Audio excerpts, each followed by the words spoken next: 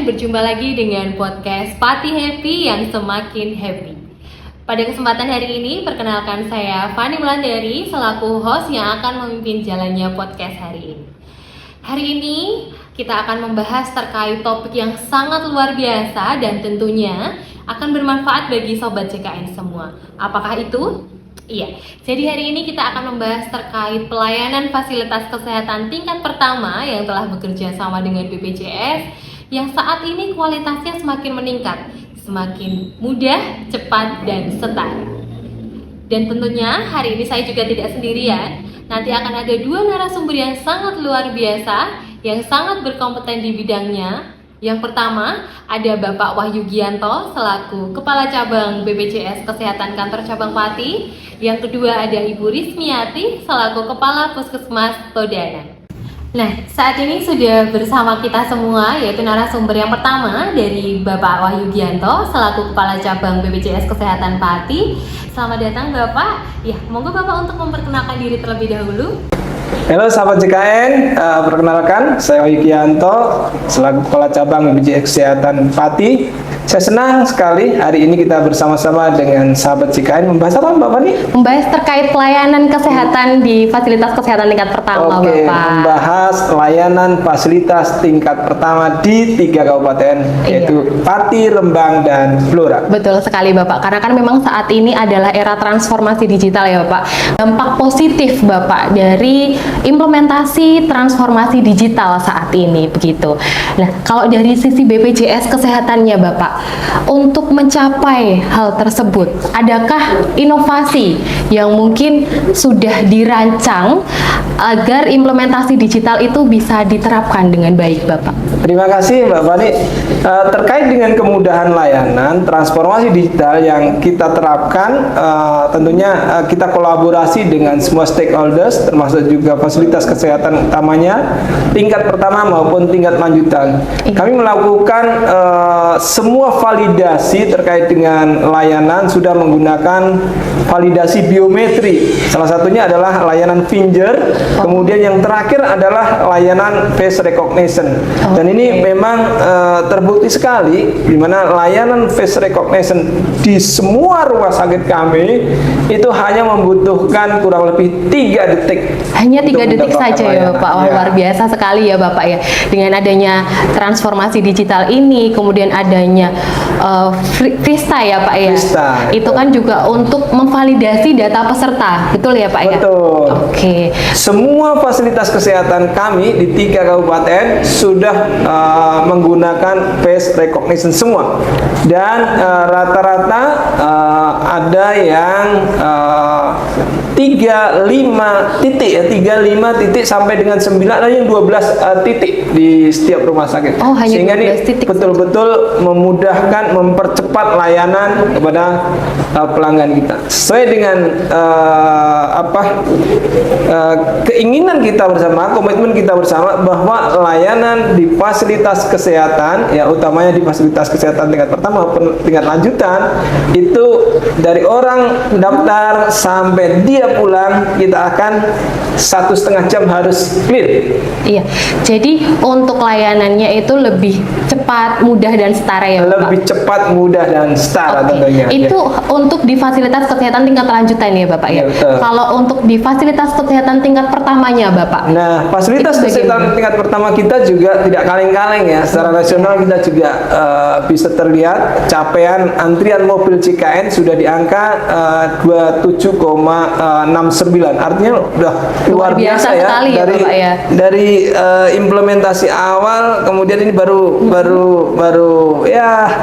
tahap awal aja sudah 27,69. Artinya semua orang sudah enjoy ya. Tadinya kan enjoy di fasilitas kesehatan dengan lanjutan dengan mobil CKN. Nah, sekarang enjoy menggunakan mobil CKN di fasilitas tingkat pertama. Betul sekali Bapak. Dengan aplikasi mobil CKN, peserta atau masyarakat itu lebih mudah Bapak. Betul. Untuk mengakses layanan kesehatan di fasilitas kesehatan tingkat pertama. Salah satunya dengan pendaftaran pelayanan antrian online, betul ya Pak ya? Betul. Untuk capaian KC Pati sendiri Bapak, itu untuk transformasi digital ini seperti apa Pak? Transformasi digital untuk kantor cabang Pati Untuk antrian online kita coba semua ya all sumber untuk FKTP itu sudah di angka 95%. Wah, sangat luar biasa sekali ya Pak ya capaiannya. 95% orang itu sudah menggunakan antrian online. Iya. Kemudian untuk mobil JKN di FKRTL itu sudah 34,4%. Sedangkan di fasilitas tingkat pertama, memang fasilitas tingkat pertama ini baru fokus ya belum lama ya. Iya. Capaian MJK-nya sudah di angka 27,69 dan capaian antrian online all sumber itu 38,47%. Dan ini kita akan mengejar capaian di fasilitas kesehatan tingkat lanjutan. Oke, luar biasa sekali ya Pak dengan capaian yang telah dijabarkan tadi. Tapi pastinya Bapak untuk mencapai angka tersebut ada beberapa tantangan ya Bu ya. Nah, tantangannya itu apa saja Bapak yang dihadapi? Tantangan yang pertama adalah pada saat kita ingin mengimplementasikan terkait dengan antrian online dan juga MJKN adalah ini mungkin ini ya mitos ya. Mitos atau fakta ini Pak jadinya mitos Pak. atau fakta ya. Orang selalu bilang bahwa Pati, Rembang, dan Blora itu ada daerah yang orang tidak semua menggunakan aplikasi HP. Handphone. Handphone. Nah, tantangan terbesar ini kita jawab dengan kita melihat puskesmas yang paling pegunungan. Yaitu kalau di Pati itu ada namanya di Gunung Mungkal ya Pak, betul. Karena memang letaknya di pegunungan ya Pak ya, betul. Dan saya kemarin cek di sana ya di Gunung Mungkal itu lebih dari 60%-nya yang saya temuin itu menggunakan handphone yang bagus. Jadi mitos tadi itu menurut kami sudah terbantahkan dengan fakta di lapangan. Kemudian yang kedua adalah saat kami datang di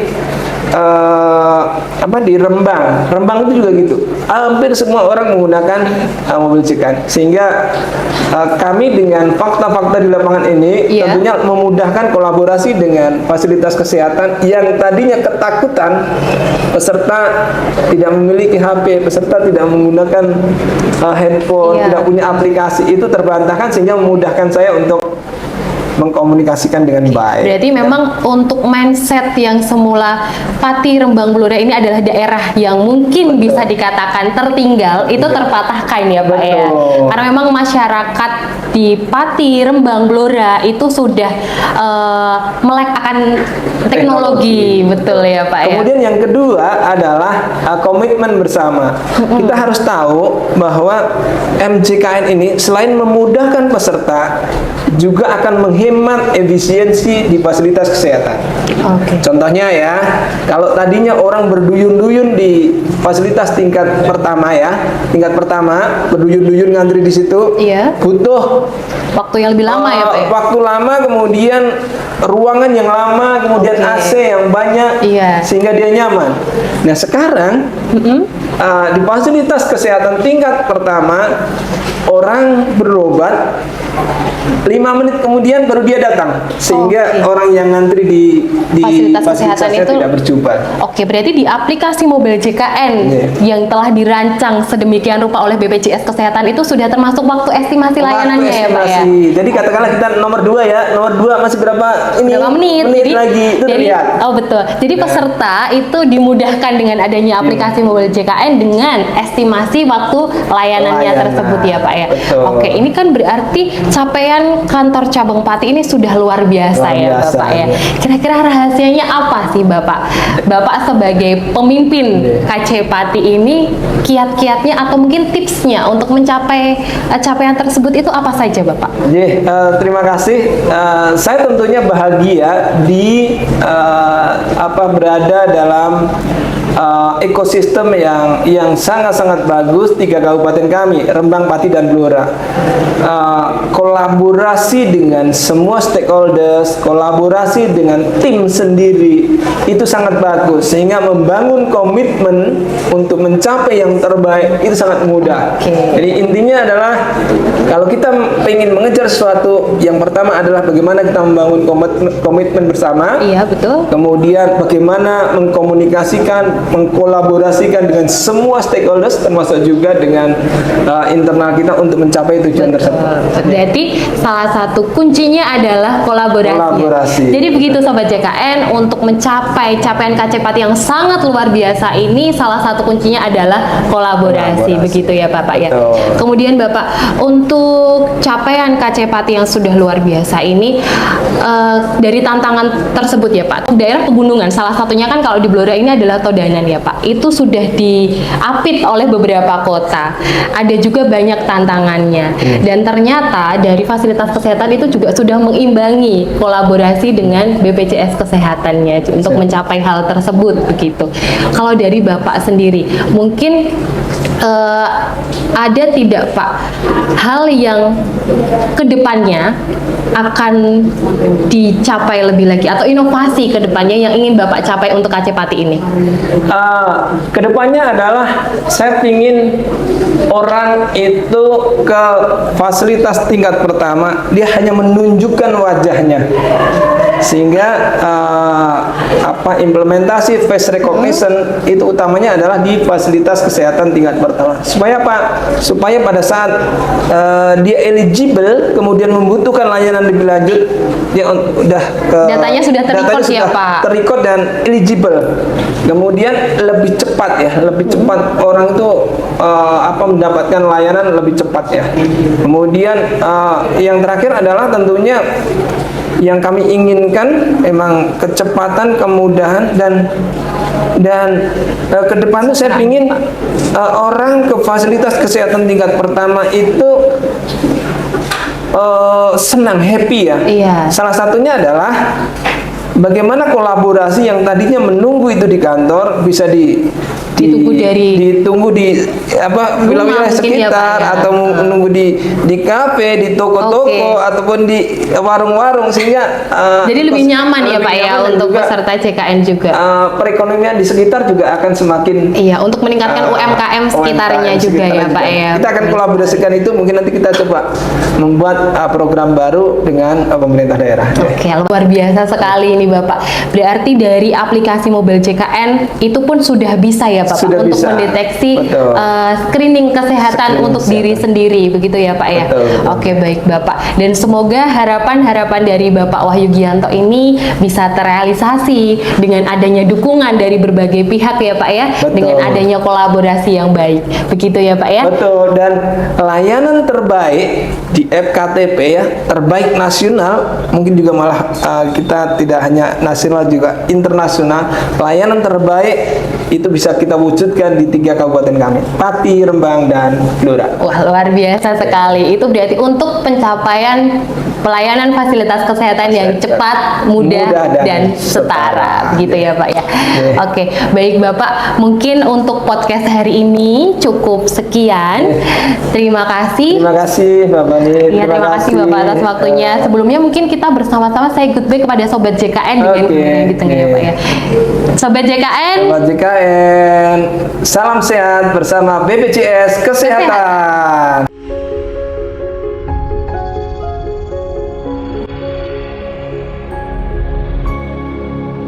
Oke Sobat JKN, saat ini kita sudah memasuki sesi yang kedua dan telah hadir bersama kita semua narasumber yang kedua, yaitu Ibu Rismiati selaku Kepala Puskesmas Todanan.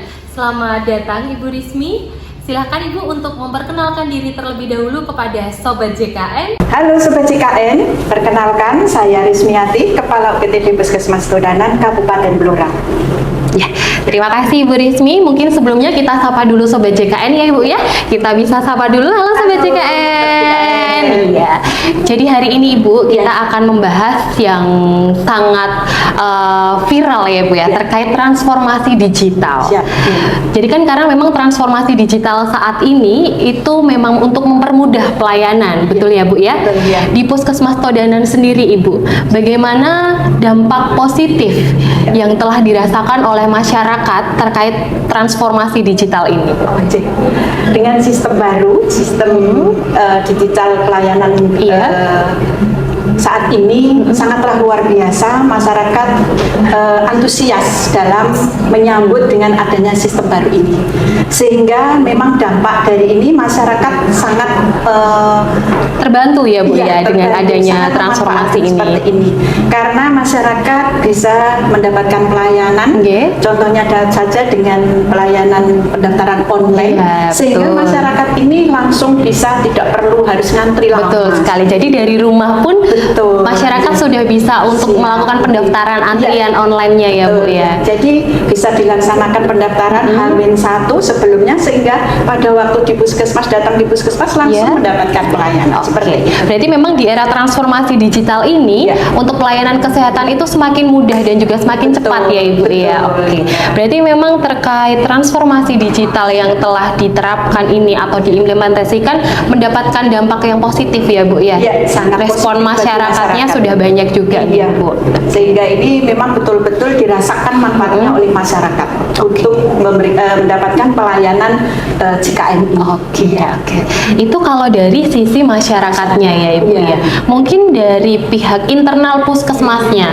Jadi karena memang di era transformasi digital pasti kan ada perubahan ya Ibu ya untuk pelayanan yang saat ini dan juga yang lampau gitu. Untuk implementasinya bagaimana Ibu terkait perubahan ini? Nah, ini untuk dampak dari internal kami adalah sebagai pemberi pelayanan sangatlah luar biasa. Yang pertama, dampak ini kami bisa mendokumentasikan terkait dengan adanya sistem digital ini, pasien bisa interaksi langsung sama misalnya dari dalam pihak pelayanan rumah sakit sama ya. mungkin dengan pasien dan dokter. Nah, ini langsung umpan baliknya langsung di situ sudah ada, sehingga data ini bisa langsung kita untuk kita respon itu langsung bisa lebih cepat ya, bisa lebih valid juga ya Bu ya. Karena kan memang untuk di aplikasi mobil JKN sendiri itu kan sudah ada menu konsultasi dokter ya Bu ya. Jadi untuk pasien yang mungkin keadaannya tidak memungkinkan datang langsung ke puskesmas itu bisa melalui aplikasi mobil JKN tersebut ya Bu ya. Itu tambahan untuk bagi kami sendiri dalam manajemen puskesmas pun ini berdampak positif sekali, karena operasional kita juga akan lebih kecil. Nah, ini yang kami sangat rasakan, bahwa dampak dari sistem ini kami sangatlah mendukung, sehingga kami akan fokus bisa memberikan pelayanan, bukan berarti harus kita selalu mengerjakan administrasinya. Betul. Iya. Jadi memang untuk transformasi digital ini selain memberikan dampak yang positif kepada masyarakat, khususnya di masyarakat Todanan ya Ibu ya, tetapi juga sangat memberikan dampak positif terhadap internal puskesmasnya, begitu ya. Sebagai pemberi pelayanannya. Baik. Untuk aplikasi mobil JKN sendiri Ibu, sudah banyak dari masyarakat Todanan yang menggunakan aplikasi mobil JKN? Iya. Untuk di wilayah UPTD Puskesmas Todanan ini memang mohon maaf karena ini kita terkendala dengan situasi kondisi, karena Nyun Sewu Puskesmas Todanan ini kami terletak di ujung perbatasan Pati Purwodadi nggih. Kami pun mau ke Blora harus menempuh 40 kilo, ke Pati 40 kilo, ke Purwodadi 50. Jadi posisinya di tengah-tengah ya Ibu ya. Di tengah-tengahnya masih ditambah hutan. Di tengah-tengah hutan. Sehingga pemanfaatan ini kami harus selalu memberikan sosialisasi terhadap masyarakat, sehingga masyarakat ini nanti akan bisa dengan menyeluruhnya menggunakan mobil JKN. Tapi kita tidak menutup tidak membatasi. Sehingga kami selalu memberikan sosialisasi terkait dengan manfaatnya dari mobil. Berarti meskipun belum sepenuhnya, tapi dari puskesmas ini sudah ada upaya untuk meningkatkan pengguna aplikasi mobil JKN di puskesmas Todanan, begitu ya Bu ya. Iya, baik Ibu Risma. Berarti sangat luar biasa sekali ya ini antusiasme dari masyarakat Todanan sendiri, dari internal puskesmas Todanannya sendiri. Lintas sektor pun ikut terjun langsung ya Ibu. Karena kami mempunyai tim lintas sektor, sehingga kami dalam waktu ada evaluasi di tiap-tiap 3 bulan ini, semua lintas sektor berkumpul di Puskesmas Todanan. Oke, luar biasa sekali ya Ibu ya. Berarti Todanan sudah siap untuk menjadi pelopor di wilayah Kabupaten Blora ini ini ya Bu ya. Insyaallah. Baik. Kemudian dari Ibu Rismiati sendiri, harapannya apa Ibu terkait transformasi digital ini dalam pemanfaatannya ya khususnya? Oh iya, harapan kami seluruh masyarakat mampu atau mau memanfaatkan fasilitas yang sudah ada ini sehingga akan merata dari khususnya di wilayah Puskesmas Todanan, mungkin umum untuk semua peserta JKN. Oke, dan semoga nanti kedepannya juga semakin meningkat ya Ibu ya. Diupayakan tadi kan Ibu Rismi juga sudah menjelaskan bahwa sebagian besar masyarakat Todanan ini sudah memanfaatkan ya, dan semoga nanti ke depan bisa sepenuhnya begitu. Oke, terima kasih Ibu Rismi untuk kedatangannya dalam podcast hari ini. Semoga dalam pemanfaatan transformasi digital bisa sangat bermanfaat dan juga untuk meningkatkan kualitas layanan di fasilitas kesehatan ya Bu ya. Tidak hanya di Puskesmas Todanan ya Ibu ya, melainkan di seluruh fasilitas kesehatan tingkat pertama yang telah bekerja sama dengan BPJS Kesehatan. Begitu. Mungkin sebelum menutup podcast hari ini kita bisa sapa kembali Sobat JKN ya Bu ya. Baik Sobat JKN. Oke Sobat JKN, bagaimana podcast hari ini? Sangat menarik bukan? Dan tentunya podcast hari ini sangat bermanfaat bagi kita semua karena tadi dari dua narasumber yang sangat luar biasa telah membahas bagaimana dampak positif dari transformasi digital saat ini. Dan nantikan episode selanjutnya di podcast Pati Happy. Podcast Pati Happy berbagi inspirasi untuk perubahan yang positif.